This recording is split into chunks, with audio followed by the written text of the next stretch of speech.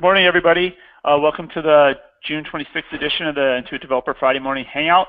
Today, we do have some special guests. We're going to talk about the QBO MAC app client and the QBO WIN app client with those teams that have worked on those products. So Ying, Ashish, and Scott will all be here. They're all product managers from that team. Again, like always, every week you can join with the join URL. That's available. It's in the spreadsheet that we send out, or it's actually when you get them to Hangout, you can click join and join as a participant. Or you can just interact via the kind of the YouTube experience. On the left-hand side, there is a Q&A panel, and if you click on that, you can ask questions, and I will get those asked over to the guest. Like always, the first hour will just be dedicated to this topic, and then the second hour will be more of open office hours once the guests have finished. And what we'll do is the guests will start out, they're going to do a kind of small presentation, demo the product, and then jump into Q&A. So if you have any questions, go ahead and type them in the chat along the way.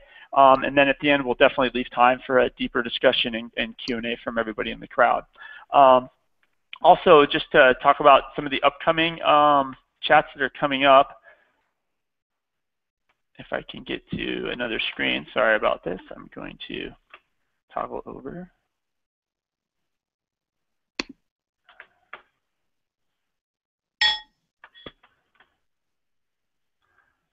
Yeah, we do have there's no Google Hangout next week because of the holiday, and then the following week after that, Tony and Joe are going to be able to talk about custom fields in QBO. And kind of deep dive on those a little bit. I know that from a developer's perspective, there's like a lot of feedback you guys want to give about they're not deep enough, we need more. And then in August we have QBO inventory improvements, but I will start getting the July guests slotted in. So definitely hit the Google Hangout spreadsheet, which I'll share in the showcase for future Hangouts. With that said, I'm going to stop sharing. And Yi, are you ready to go on your presentation? Yeah, I'm ready to go. Okay, great. I'm going to go ahead and myself go on mute. I'll go on mute now, and if everybody else if you could please mute, it would be great. And you're ready to go. All right, great. Thanks, David. Hey guys, my name is Yi. I'm the product manager for QuickBooks clients, and that's our Mac and Windows product for QBO. Can you guys see my PowerPoint? Just want to make sure everybody can see the PowerPoints I'm going through. Yeah, it looks like you're sharing actually PowerPoint, not the slideshow. So you might just have to adjust it. Let's see. Hold on. Just give me a sec. I think sometimes you have to start the slideshow, then go back, flip over to the Hangout, do the share, and then pick the slideshow. Oh, I see. Thanks.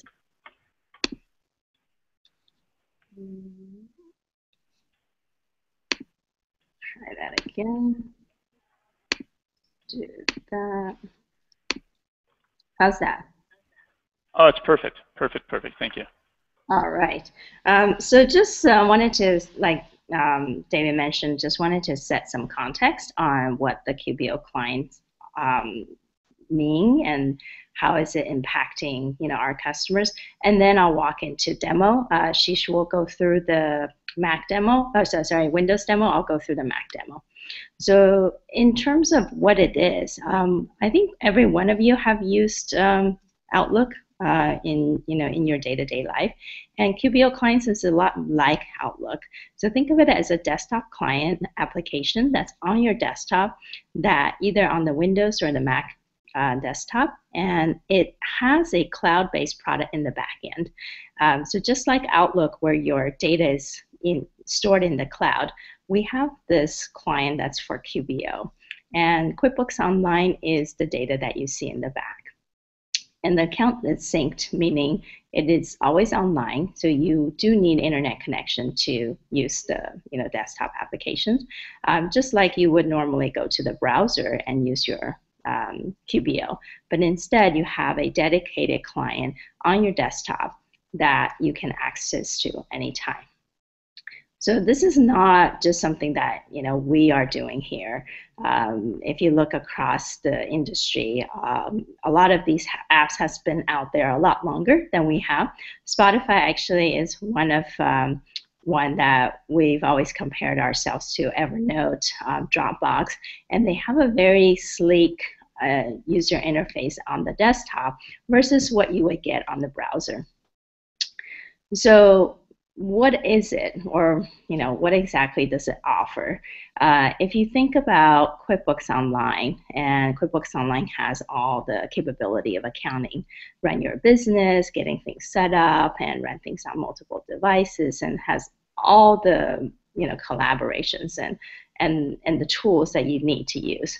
Now, specifically for those people who love their PCs, are always on their Mac and Windows, we've introduced this app to create a better performance with productivity features such as keyboard shortcuts, menu bar notification, ability to toggle multiple windows, stay signed in, and I'll show you all of those features just to give you an idea of why those things drive productivity. And feel free to stop me if you guys have any questions. So before I dive into the demo, whenever we're talking about what products are for, what are the pains that it is solving for the customers, and why is it important to us as a business? So first of all, some other customers complain that cloud software on browser is slow, my network is slow, and you can't fix that on the browser. It is the speed of your network. Browser worries them that it's not as secure, and they don't feel like they can convert to the cloud application as easily. And I am a power user. I'm always in QuickBooks. I'm always trying to do things with my books, but yet I need something that can really increase my productivity so I can go in and out and be done with it so I can run my business on the side. Now, what about when network is not available? How do I access my financial data? So those are some of the pain that we have heard from our customers. And what we're solving, at least in the first introduction of this product, and for the last year it's been in market, is really to help customers think about security. It is a much secure way of accessing your cloud application. It performs really fast, regardless of network speed. Now, we're not at a point where it can be online when the network is down, so you do need a wireless connection today. But we are working toward ability to do local caching in order to get to the point where you no longer need that network, and you can just access QuickBooks Online. So heading more towards that Evernote model where I can update a note offline on my phone, and then when I get an internet connection again, when the airplane lands, for example, I can fix up and it's back on track. Exactly. Or even Facebook model. I don't know if you guys noticed recently, probably about a couple of months ago, you can now post your pictures to Facebook when you're offline. And once you get online, the post gets loaded into your timeline. And that's really helpful because people, and we're still researching to figure out, what do people need? Do they need only read access, or do they need the ability to post? Do they need ability to edit? And all of that is being worked out. But for now, even when the network is slow, the app can help making the QuickBooks run a lot faster because of the ability to cache. Got it. Awesome. And lastly, which is some of our really neat features in the native capabilities that really help to increase productivity. And I'll show you what those things look like. We have some metrics that we use to measure our app. Of course, with security, it's all about data loss. With performance, it's about how fast pages are loading, whether it's loading initially or completing tasks, or whether you have downtime. Obviously, downtime 0% is not something that we can achieve today, but hopefully down the road. And productivity is about getting to things a lot faster. How do you get to acting out what you need to do, doing tasks that matter most to you as fast as possible. And lastly, it is also important for our existing desktop users, because when you have an app on your machine, it acts more like your old desktop classic QuickBooks, and gives people ability to reduce learning from when they transition from the existing classic app, a classic QuickBooks desktop, and that in our mind, I think, is also another benefit to the customer. So just to summarize, we're talking about impacting our customers with availability, performance, and productivity, and how it is the most secure and the fastest, most productive way to use QuickBooks Online. This is the latest performance dashboard that we have, just to show you that it runs about 1.5 times faster than QBO browser, and we're not using this to necessarily make our browser platform look slow. It's just a matter of browser is tied to the network, and we have caching that allows it to natively implement it so that it can be faster. And then would this be a correct, speaking of performance, would this be a correct kind of impression that maybe people using it actually even feel like it's even faster than that because they're able to use hotkeys, they can navigate, you're just not, so yes, technically it's faster, but it probably even psychologically feels faster because you're able to work faster. I should hire you as my marketing counterpart. Yeah, I mean, there's probably I imagine, yes, technically it's 1.5 times faster, but I imagine from a productivity boost, it's probably a lot faster. And this goes back, to how people think of performance. Every time we talk about performance, we always talk about, is it this many seconds faster, this many milliseconds faster, is it 300 milliseconds? And you guys saw the metrics. The metrics are really measuring time to load pages, right, and the time to finish a workflow. But in actuality, when you talk to people about performance, it's the perception of performance. And the perception comes in all different ways. The perception of auto sign-in, for example, where you don't have to type in your password, makes the app feels much faster than going to the browser URL, type in your username, type in your password, click OK, and instead you click one button and you're on. So there are features that boost productivity, just like David mentioned, that makes it a lot faster. So it feels much faster than just the 1.5 times. Awesome. That's cool to know. Great. And last slide, just to give you a sense of who we solve for. So the app is designed for everybody. So every single QBO user should, who has a Mac or Windows, if they're on Linux, I can help them for now. But if they're on Mac and Windows, they should be using the app because it has all the capability of QBO. But who are we targeted for when we're designing this app? We're targeting for people who are in it all the time, and we call them high usage customers. So if you're using QBO all the time, you're logging in 3 times a week at least, and using features repeatedly, or have bank feeds that you need to check on quickly all the time, and they compose about 60% of our user base. And those people are the ones that we really try to solve for. But hey, if you're a normal user and you still want to install the app, it's still beneficial. Okay, so I'll pause for a second before I go into the demo. Any questions? There is a question in the chat that Jack had a little bit about how the caching works and stuff, but I think it's a little bit maybe of a deep dive. So if you want to continue through the demo, and then at the end we'll kind of catch that. Okay. And then I've also captured some questions along the way that we'll definitely throw out there at the end. Okay, great. And Jack, I'm product management. I have a computer science background, but my technical capability only goes so far. So I'm happy to take some more technical questions to my team and give you the specifics. Let me start from the beginning. So that quit everything. Here's QuickBooks on my desktop, and you can put an icon here, and you can click on it.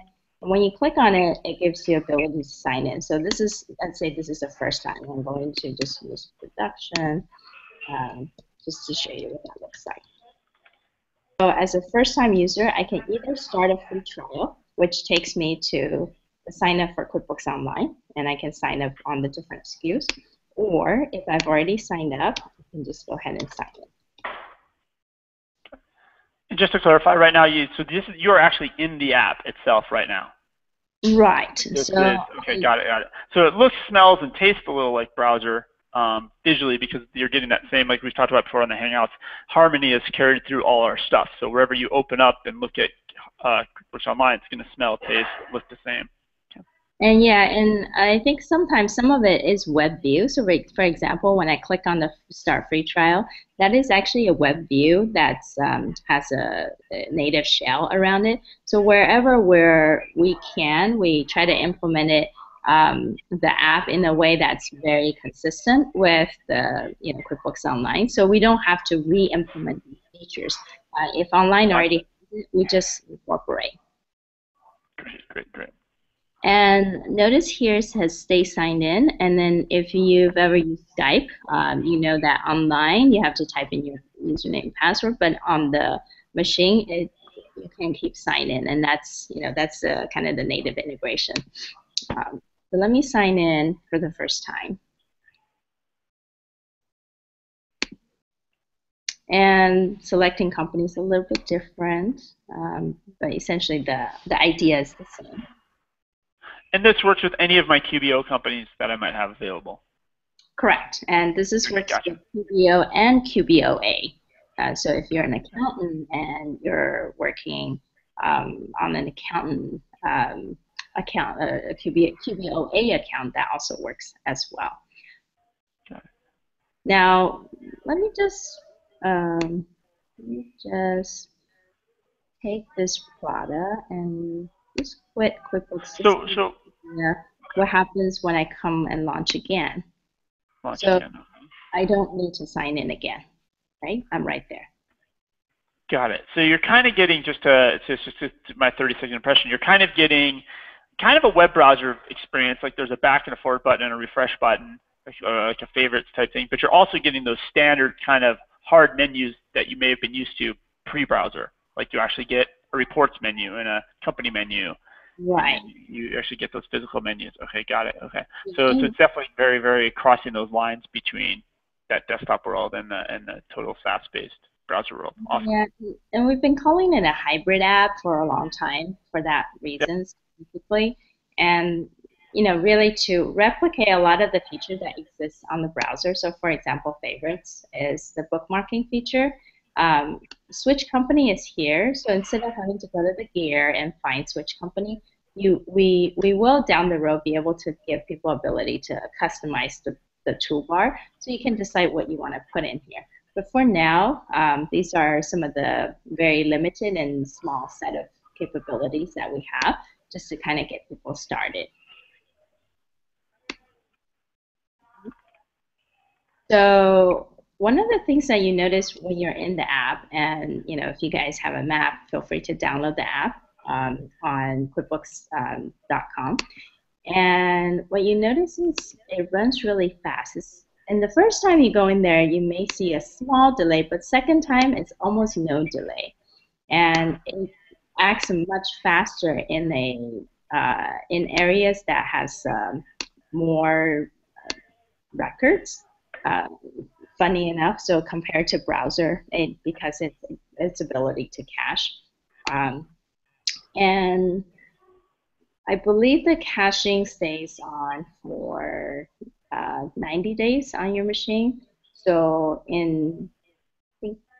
90 days as in specific to auto sign in. In terms of the actual caching, I'm 100% sure. So if you look at the app as a whole, it just behaves a lot faster and it runs a lot faster.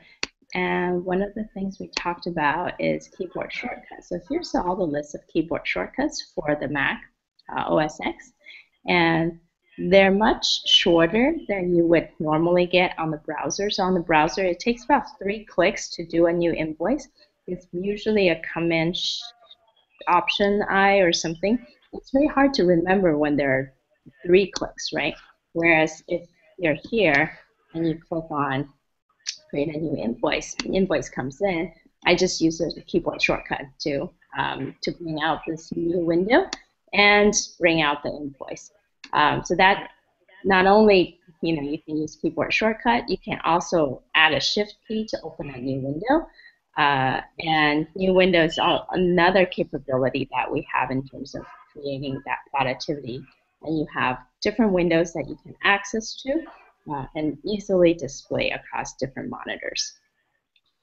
Got it. So if I'm on a phone call and a customer calls me, I need to look something up, I can leave the invoice I'm working on, open a new window, go look at that, and come back to the invoice. I'm not stuck into kind of that back and forward type model only. Got it. And probably the best usage of this is, let's say I take this new window out. There's different ways to drag out a new window.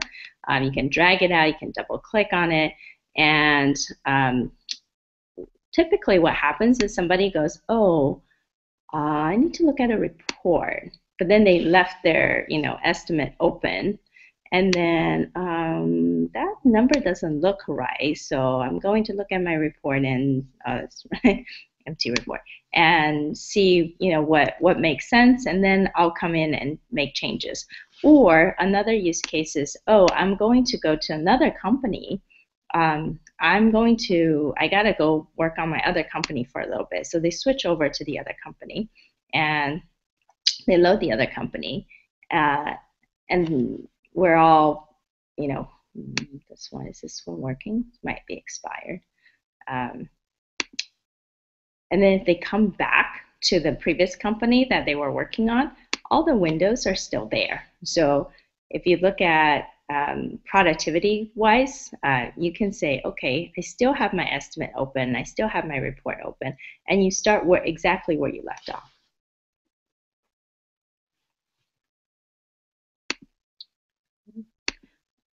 You guys still there?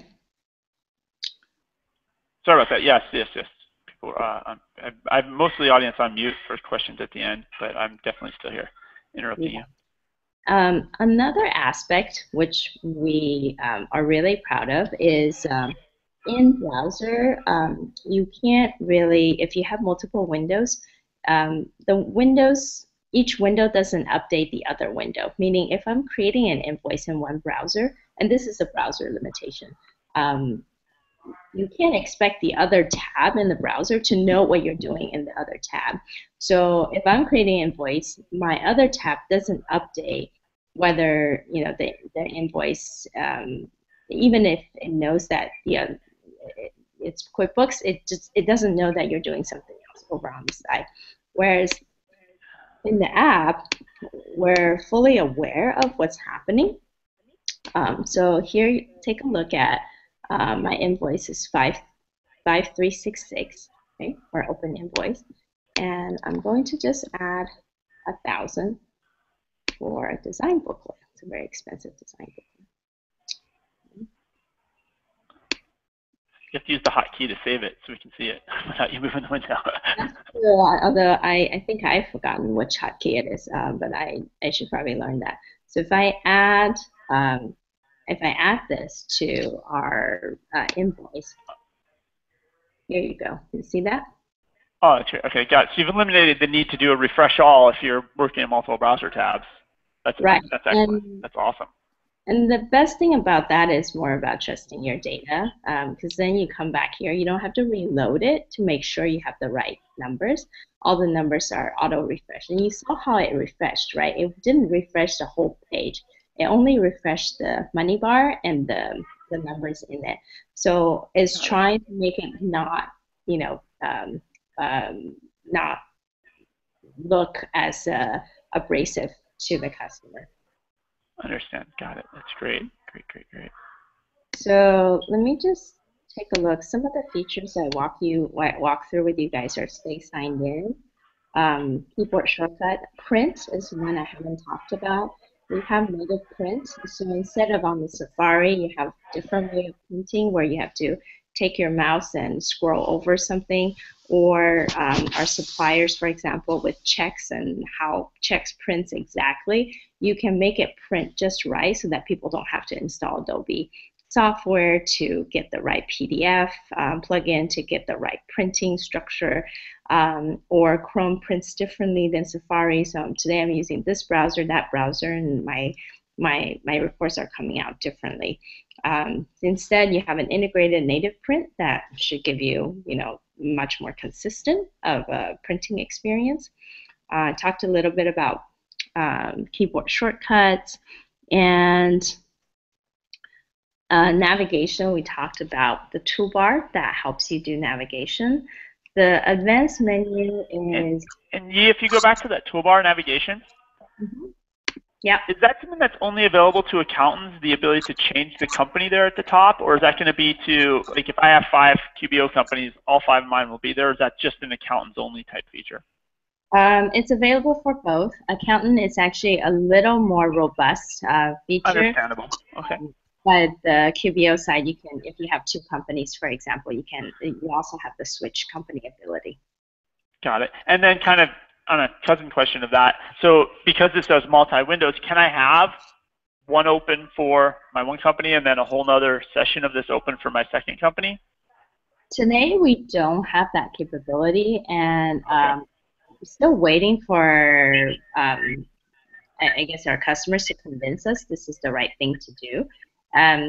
People tend to talk about having multiple companies open, but then when they do, they also talk about how they get confused about which company they're in. So what we have done is we have made switch company a lot faster, just to give people access to their other companies a lot faster. But we haven't built in the capability to show multiple companies. Partly is just because it does confuse people which company they're in, and sometimes they end up entering the wrong record into the wrong company because of that. Got it. So I imagine, yeah, with the caching and not having to sign in every time, just flipping over to the other company is probably an amazing amount of times faster than it was in the browser. So that's actually still a big victory. Yeah, and also with all the windows that you have open that you can keep open, and we call it sticky window, you can switch back and forth between different companies, and then all the windows will stay open where it is, and the app will just get faster and faster over time, right? If you think about it, we're investing a lot of resourcing into performance to try to make that process a lot faster. So then as the app gets faster, it would be good to go back to the customers and ask, now do you still need to have multiple windows for multiple companies? Or is this sticky window capability where you can switch really quickly between all your cached companies quick enough? Is that good enough for you? The one thing that our customers really enjoy is the advanced menu, because in QuickBooks Online, and if you're used to QuickBooks Desktop, we get a lot of people talking about, well, where do I find anything? I have to go to the plus button to find where to create. I have to go to the setting. If I'm looking for budget, I have to go here. If I'm looking for account, I have to go there, and then but if I'm looking for sales transaction, I have to go here. Now we've made it a lot easier by creating an advanced menu. So here you're one click away from all the create, all the company, all the navigate, all the reports, all your favorites, and across the board. So any feature that you have in QBO, at least on a fairly high level or fairly surface level, you can access through the advanced menu, and that's what we call one click, to features.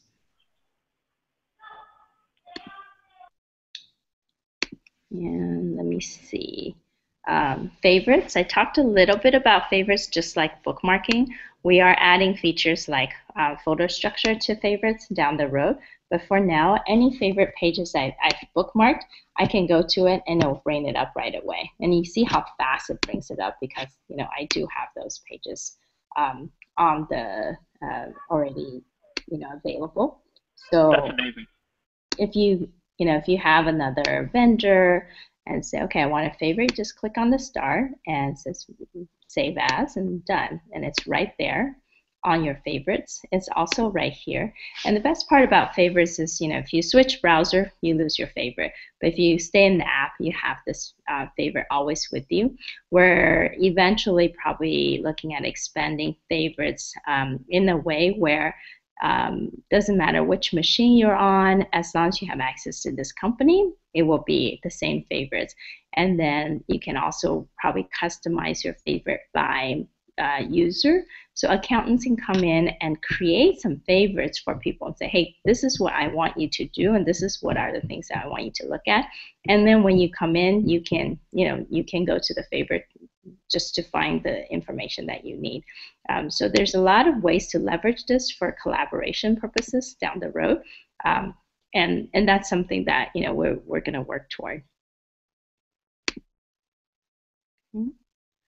And talked a little bit about company pick list and then multi-window support.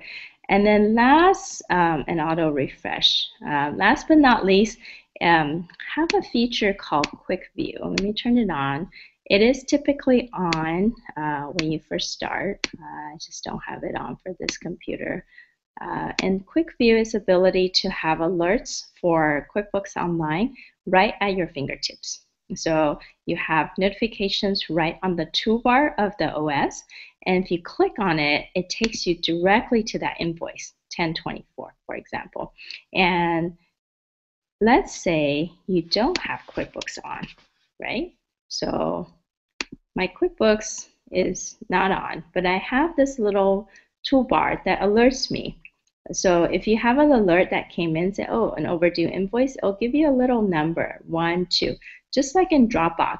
Yeah, in Dropbox, whenever you have a new file, it gives you a little alert that says, oh, new file coming in. And when you click on it, it will take you there. Same with QuickBooks.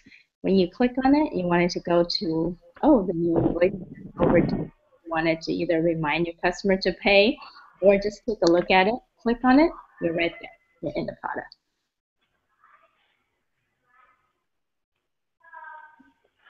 Got it. And so that that kind of runs in the background, and I assume on Windows or something, the task tray, something similar, kind of this alert service.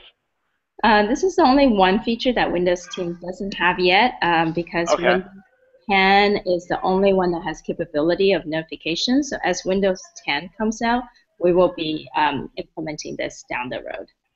Got it. Okay, because I can see, like, I know early on with some of the original, back when we were Intuit Developer, Intuit Partner Platform, and we had the concept of having that Intuit button and people could navigate back and forth between apps. One of the concepts we always had, and I still think this will eventually happen, is this kind of this concept of alerts.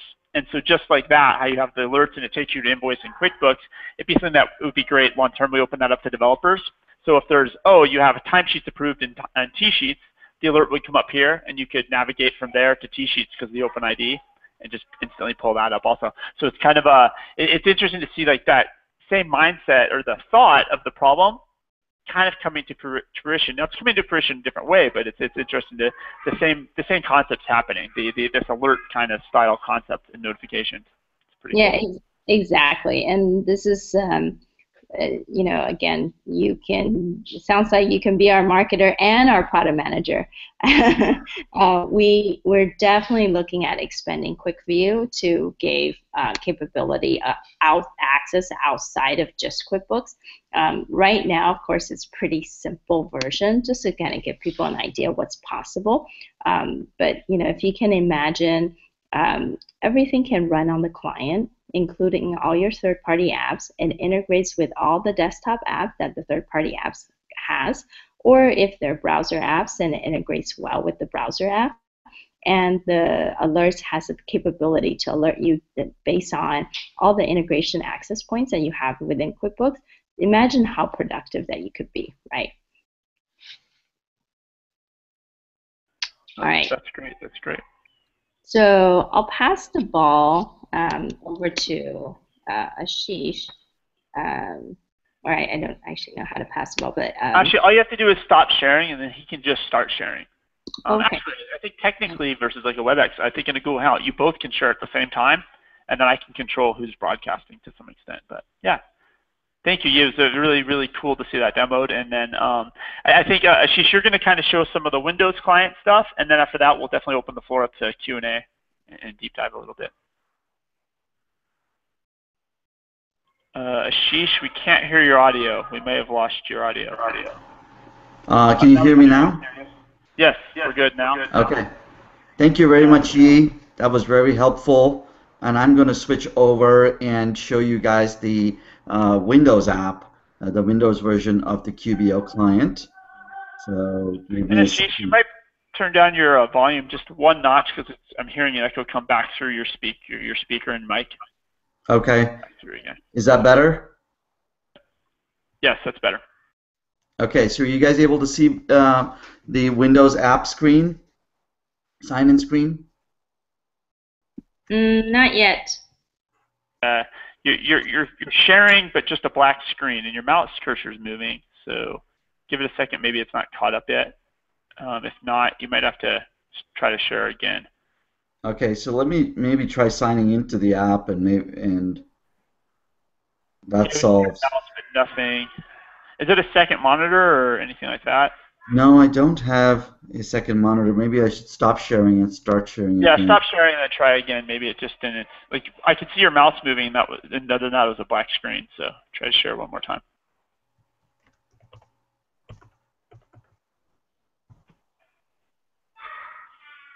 All right, we're going to try that one more time. Is that working? Interesting. We just get a black screen, but I see your cursor as you're going to type. You know, we get the little eye. Okay. So maybe it's not going to. Maybe if you try to share your whole desktop, possibly. Yeah, maybe. The app. Let's try to do maybe that. The actual app itself doesn't work as a share. Yeah, I think I had to share through the whole desktop for it to work, Ashish. So try that. Okay, so when I clicked share your screen, it gives me entire screen. All right. There we go. How about now? Yeah, perfect. Yep. So now I'll click over the app. So I guess we learned something. You can't share just the app on a Google Hangout. It just shows up as a black screen. So. Okay. Thanks for that. Perfect. We can see it now. Perfect. Thank you. Okay. So I was hoping to show you the sign-in portion, but that's very similar to what is available in the Mac side. So I think that was the portion that was getting stuck on. Just like in the Mac, we also have a QuickBooks icon over here at the bottom, so you can you're quickly able to get to your Windows app. And then, like he was showing us, we've got all of the menu items up over here on top. So if you go into Create, you've got everything with which is really one click. So you get to the Create menu and you can get to an invoice or estimate or sales receipt really quick, as opposed to having to go in over here where you have a bunch of menu items over here and then some on the left-hand menu. A lot of people get confused with that. So we have it all summed up over here on the top.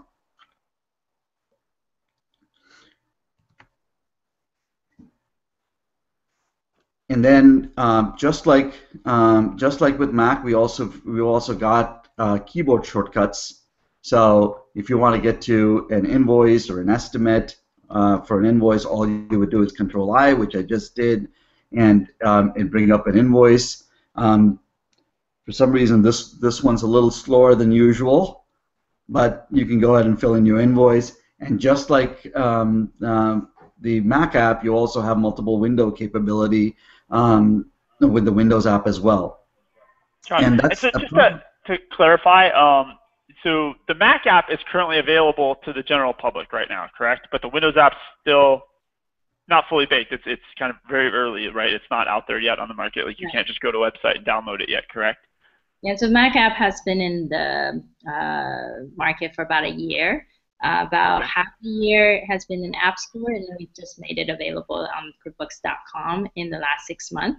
And Windows app is not. It's not okay, but it's coming soon. It's very soon. Okay, got it. Yeah, we just announced it as Scaling New Heights. So some of our accountants are aware of it, and we will be taking it to market shortly. Got it. Thank you. All right. Thank you for that, Yi. Um, And one of the other nice features with respect to the windows is you can set your preference of whether you want to open these menu items in new windows or you want to open it with what we call the trouser itself. So that's by default, it's selected. So anytime you go up here and you want to create, let's say, an estimate or a credit memo, it'll always open in a new window. And this way you can have multiple windows and stretch it across multiple monitors. I won't be able to share multiple monitor capability over here, but you'll have that feature where you can drag it over to a separate monitor and view those screens separately as well. One of the other features I wanted to show you is the auto refresh. So I'm pulling up a report over here, and then I will also keep the short so that you're able to see the home screen change as well. So if I went into the expenses over here and let's say change the line item amount for one of these from 4,000, hopefully I can edit that to 14,000 and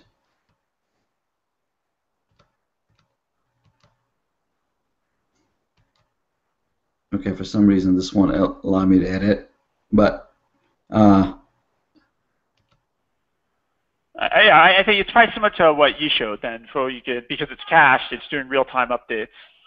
Yeah, exactly. So what it would have done is, if it allowed me to update that the invoice, then this amount would have changed, and then the home screen would have changed as well. I was hoping to share that with you, but that didn't quite work out the way I wanted it.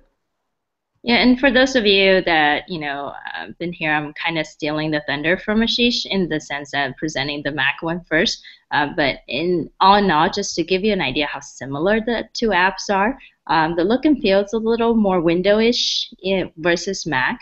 But at the end of the day, when you're looking at across, training their customers as an accountant or developing apps, they're very similar in terms of functionality. And look and feels a little bit different, but we're trying to keep the two apps as consistent as possible, which is why he's showing you stuff that looks the same as the other side. And that's on purpose, just to give you guys an idea that this is across the board something that we're doing for both Windows and Mac and doing it as consistent as possible. Got it. So right now then, if you could just speak to like kind of the differences, like you said, we know the notifications feature, right? Are there other differences that the Mac client has that the Windows client doesn't have, or that will have soon? Just the only one other ones I can think of is right-click. I know Windows users use right-click a lot. They don't have that in the first version, but we will be adding that down the road. Mac client has the right-click capability today, which we recently just added in. Ashish, was there anything else? Yes, one of the other things is the performance caching on the Mac app is a little bit more smoother. So as we release beyond version 1, we will have that capability as well. Some of the things that Yi was showing you in terms of being able to pull up screens fairly quickly. You see there's probably a half a second delay over here, whereas on the Mac app it was fairly quick. Those capabilities will be coming in the Windows app also fairly soon. And our goal is to remove spinner. So you can see there are spinners in the app, whether it's in Mac or Windows. Down the road, the idea is, it knows what you're using. It knows which app you're accessing, which screen you're accessing, so you can get to things a lot faster.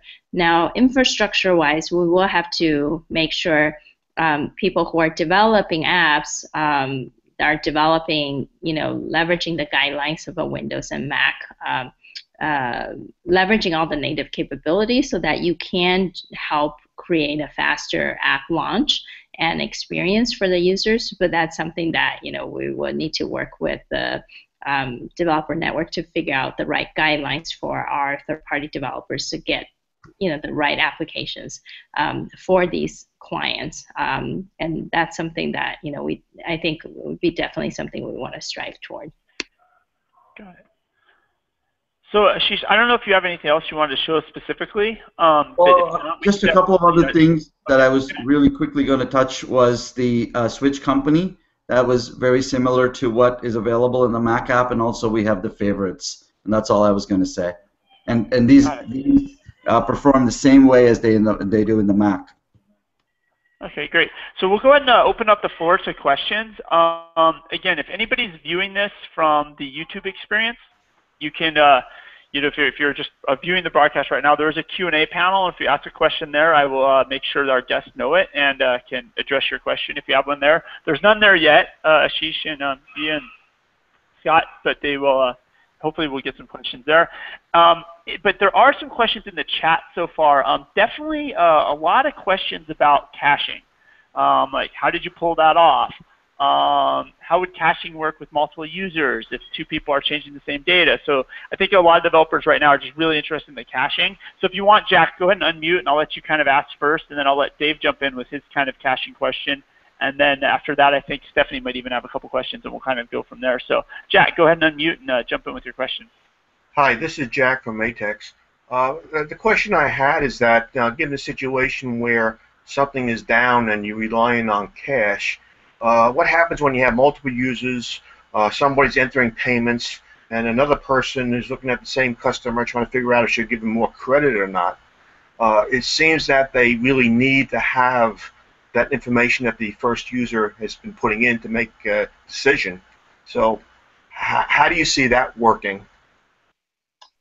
This is E. Just kind of give you an idea what the vision is. So there's kind of the next set of roadmaps that we're looking at is first we're looking at a read-only capability when there are node networks, so that two people coming into the same account can see the same information.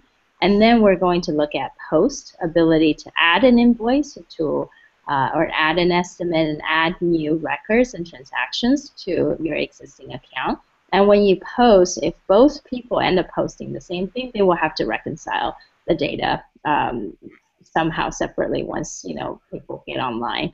Now, from multiple people accessing same type of data and making changes, we are going to have to look at conflict management at some point if that's what we want to allow our customers to do, and if that's something that we think is valuable, and depend on what we learn from understanding what we call airplane mode, or the kind of the future of caching, where we want to take it.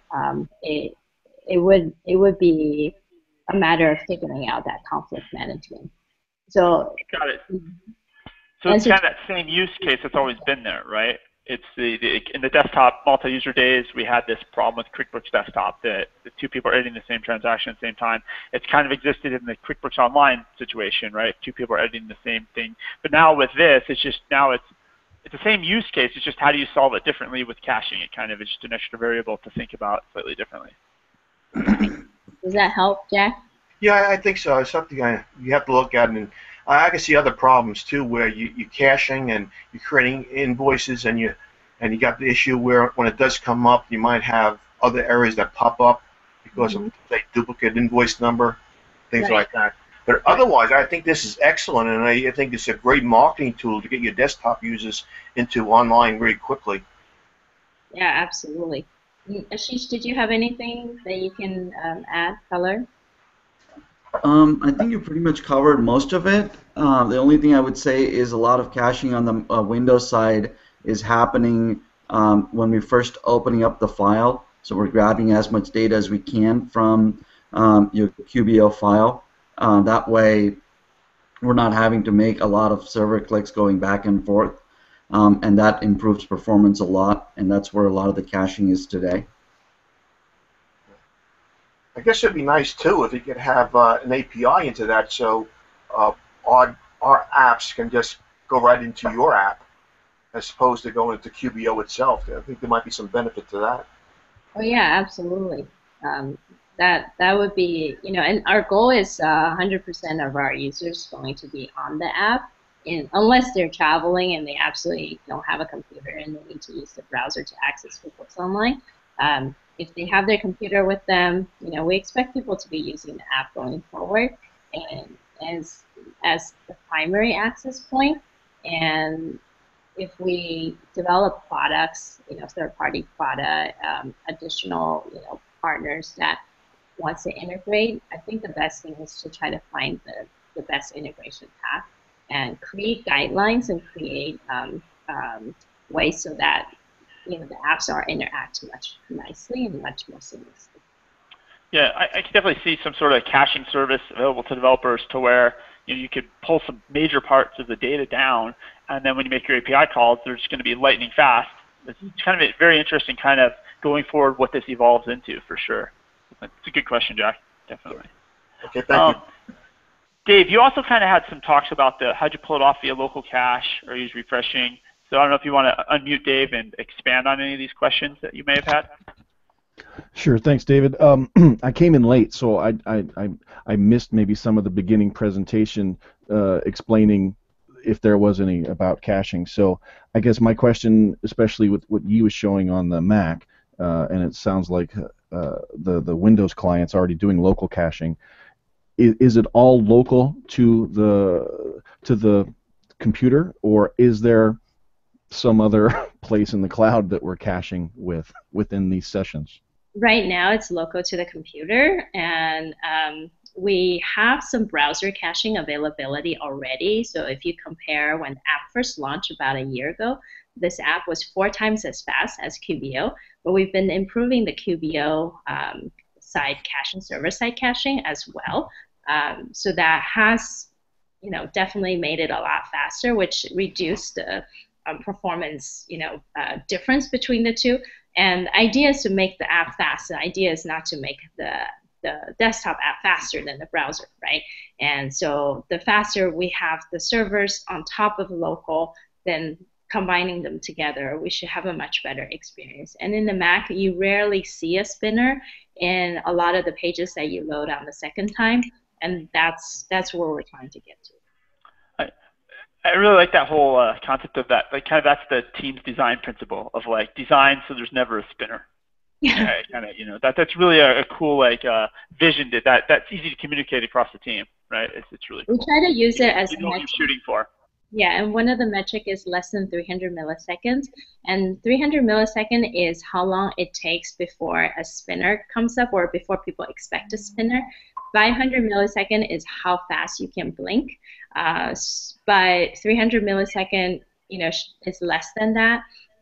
But that's a little harder of a concept to explain. So then instead we just say, let's use no spinner as a measurement of something that we really wanted to achieve toward. Got it. That's awesome.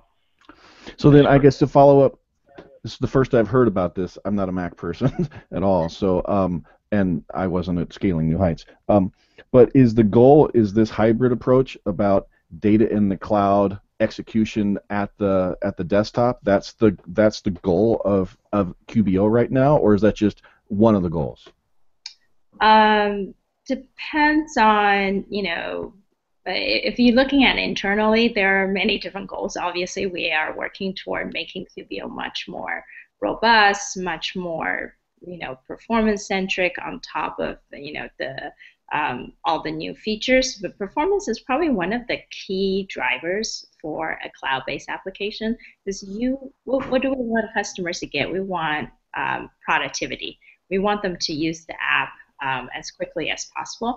So I would say it's probably one of our number one, if not number one, number two aspect of QBO for the coming year. And this is one of the apps that really help to drive toward it. When at Scaling New Heights, when we talk to people, everybody loved all the other stuff going on, but nobody ever walks away not mentioning the client as this is completely something that's blowing their mind. So in that sense, gives you kind of an idea. People cares about performance and cares about how fast things should run. And this is like one step up from the Zeros, the Sage, the other companies that's doing just browser-based cloud application. And this is something that we're offering not just to our customers and accountants, but also to our third-party developers and across U.S. and worldwide. Yeah, and I think even like fundamentally is just me talking to customers and like even going back 3 or 4 years ago when we first started to do kind of QuickBooks Desktop syncing to the cloud and like how hard that was. But I think fundamentally, deep down instinctively, small business owners kind of just expect this. They just want, I don't care what I touch, it's QuickBooks. I want my data to be there. And this Evernote model, right, of just pick up a device, my data's there, I edit it, it gets in the cloud. It doesn't, like, that mindset, I think small business owners, they've been expecting that for a couple of years. Like in their mind, they don't get all the technicalities and how difficult this is to build and all of that, and I don't think they care. They just want to pick up their device and have their data.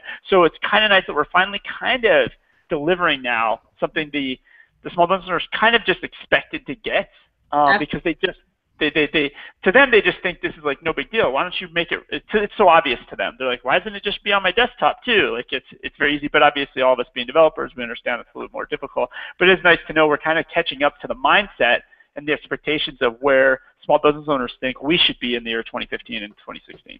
It's really, really cool. How are we going into the, the cloud's easy to update. You can control that whenever you decide to push out an update. How is that getting to the client? And is that an easy thing that customers, small businesses, the one thing they hate is paying for the consultant to come on site and upgrade all their computers? Mm-hmm. The best thing is, the client has all the upgrades that the cloud has. So if the cloud gets updated, it automatically gets updated. So when you log in and it's V86, it's V86. When you log in, it's V87, it's V87. Inventory comes out, you have inventory, it automatically gets in there. New features in the labs comes out, it's automatically in there. All the features in QuickBooks Online is available through the apps, and it's instantaneous. Now, the apps does have its own update, and we do send out through Sparkle and say, oh, here you go, we have a new update, feel free to update it, and we'll tell you what's updated on your computer, and it automatically downloads it from the web and updates it on your machine. Just like any other app, Evernote sends out a new update, Skype, you just update it on your computer and you're good to go. It shouldn't require a consultant to come in and do any work. Great. And I imagine as the OS has evolved, and you kind of are seeing how Mac has their app store, and I know Windows is having an app store. So just like on your Android device, your Windows physical device, your Windows phone, or your iOS phone, when apps have updates, you just get a notification, you just update all your apps. Or I think on Android now, you just set it to auto-update. I imagine as the desktop OSs, both the Apple OS and the Mac OS, or the Mac OS and the Windows OS, as they kind of go towards this more of you get apps through an app store model, I think updates and this concept of you need to bring somebody in to do an update or an install, it's probably going to trickle off and go away more and more. And we have auto update. You click a button and say, yeah, just update it whenever a new version comes out, and it auto updates. And within a week or two of our new app going out, a new version come out, most people upgrade to the latest. And that's a Mac mentality, which I think Microsoft is also looking to adopt. So down the road, I think that's where we're heading toward. Got it. Stephanie definitely had a couple questions about timelines. I think definitely wanted to know when the Windows app was going to finally go live, and then kind of long-term timelines as far as like, well, when does airplane mode come and some of these other timelines. So Stephanie, I'll let you jump in here. Okay. Yeah, I'm curious as to when the Windows app is going to be available. I know you said shortly. Can you define shortly? Is that 3 months or 6 months or 12 months or 24 months or what? Yeah, I think what happened is whenever Xero says shortly, it's about 2 years. So then people So that's now Intuit's definition too? No. So we typically don't announce publicly what dates are. At Scaling New Heights, we did announce it's coming, and it will be here, sooner than you think. But we can't really release any dates right now. I believe the promise to the Scaling New Heights attendees is that in the next couple of weeks they should have something to access, and that's specifically kind of a special thing for them. Yeah, I got you. So it sounds like 2015 is not unrealistic. Oh, absolutely. Okay. Okay. And before you jump in, Steph, for the second question, Yeah. so obviously you guys set something up for these Scaling New Heights accountants to possibly preview this. Is it possible for developers to actually get on the preview too? Oh, Ashish, he might be able to take this offline and work out with you, David. Yeah, we need to work through that, but it's a possibility, that we could we could probably brainstorm and see what's possible. Yeah, and at the minimum, you can definitely get the Mac app, right? It's out there, and send it out to the team, to everyone. And then as Mac becomes available with the Scaling New Heights accountants, I'm sure we can probably make something available.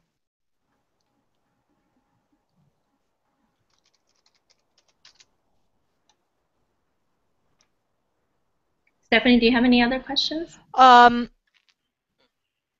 No, nope, I don't. I was curious about the the offline mode, and it sounds like you guys haven't really defined yet what that's going to mean, whether there are going to be updates available or not in the offline mode. Okay. Right. Yeah, just working in progress, and I think it's just thinking about if you can take caching to the next level, where it would go, and slowly as we approach the use cases and figuring out what's useful. For example, Square, they accept payments, but if you're not online, you can't really look at your past history. Facebook, you can look at your past history up to the point that you were online last time. Plus, you can post anything that you want. So if you can look at some of these consumer products and what they're doing, they're not necessarily getting to the extent of doing conflict management, but they're also very simple products, right? They don't have financial data that with multiple users, as Dave mentioned. How do we address that? Do we address it? And those are some of the questions that we're still trying to figure out. Right. Well, I mean, David, you remember with the sync manager for QBD, the whole thing of which is the real data, where's the real data, and I got to tell you, I mean, internet is just going to continue to become more and more available and faster and faster. Personally, I wouldn't waste my time trying to make it updatable. Do you know what I mean? Yeah, and we're not in disagreement with you. We're just doing some research and taking our time to figure that out. We have a team doing research on airplane mode, on offline mode, to understand what exactly do people need. And as we become, much more robust of a nation/world that have access to internet, what do people really need, and what should we offer that has the right value, instead of going, and nobody has ever done conflict management really well in the past. So it may not be the right place to go either, but it's something that we're working towards. Okay, so if you, I had a couple questions that kind of lead one after another. So first question is, does the QBO apps top appear in the client? And I think I saw it. Oh, yes. Is that correct? Yes. So can you bring that up and possibly show that a little bit? Because, I mean, for the developers, when they build their app and they get onto apps.com and those apps show up in QBO, I think it kind of leads to other use cases as far as, like, can you subscribe to the app? Does it, like, kick them out to the external browser? Does it run it kind of in the embedded browser? And then it kind of leads to that next question, like, okay, so now once it's in that browser, right, let's say it does run in embedded browser, does that mean as a developer, do I need to be kind of testing my app inside these the Mac and WIN clients also, because a small business owner might try to run my app inside the client? So if you could possibly do that and maybe even try to sign up for an app, it'd be really interesting to see that workflow and see how that kind of works with this. All really good questions. So answer your first question is, yes, it works with apps, just like in QBO browser. And two, it does launch in the native. So what we're doing is we have whitelists and blacklists. So we blacklist certain sites, meaning like you don't want people to get in, and start Googling about different things in the QuickBooks app. So we try to keep people in QuickBooks and in the vicinity of our partnerships. and all the apps are whitelisted, and we do look carefully at the different links that the apps creates. That once you go into each app and where it exactly takes you and how it would perform. If there are places where it just makes much more sense to take it to the browser, we'll take them to the browser. But in this case, for most of the apps, and from getting signed on, from looking at the app, from apps that you've already signed on that you have access to, it's displayed in the Mac app or Windows app shell.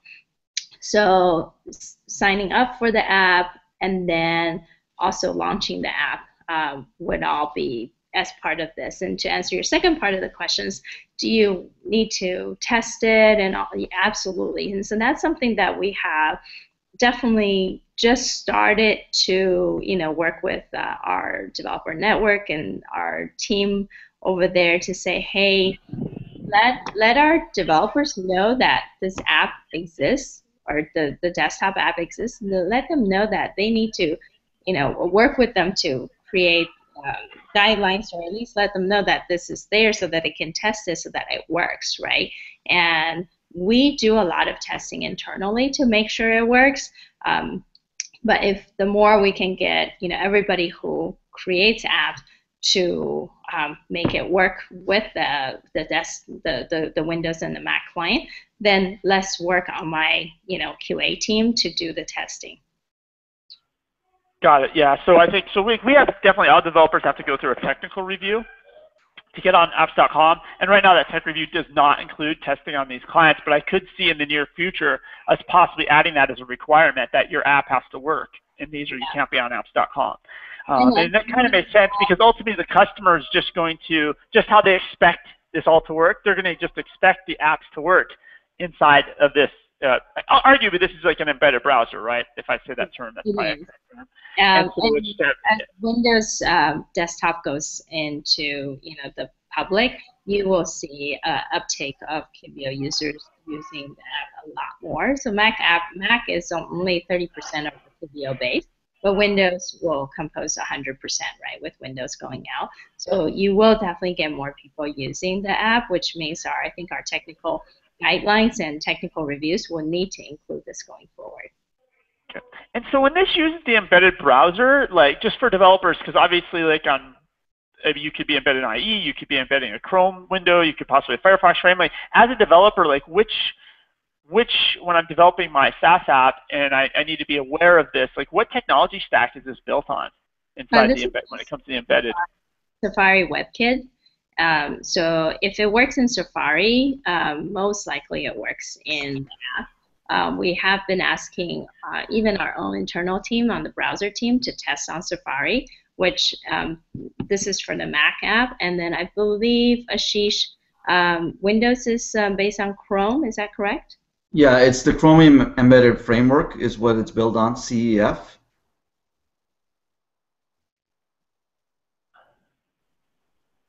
You guys able to hear me? Got it.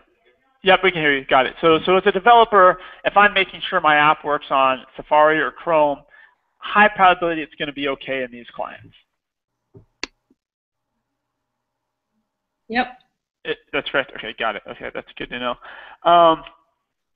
And then I'm trying to think of something else. Like so then I think that the next question, I think I could see the evolution of a developer, right? Like their next thing they're like, well, how do we now that we're running inside the quote-unquote the embedded browser and I'm running inside the app, how do I access those alerts, et cetera? I could definitely see that's the more of the long-term thing where those alerts become available to developers also, which would be really, really interesting. And then I think OpenID and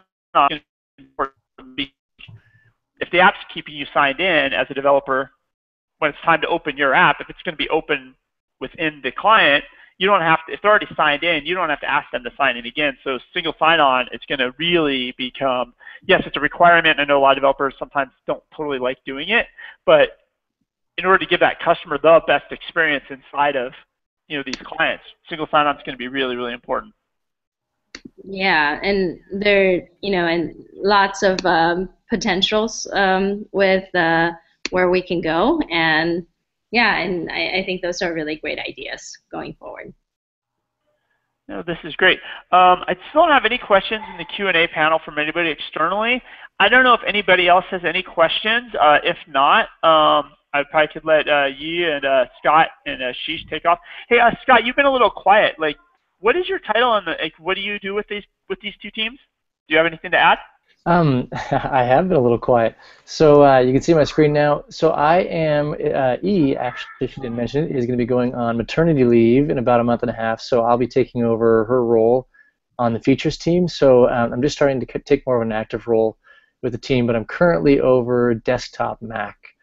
So I work on the desktop product, and then we'll be running this team after.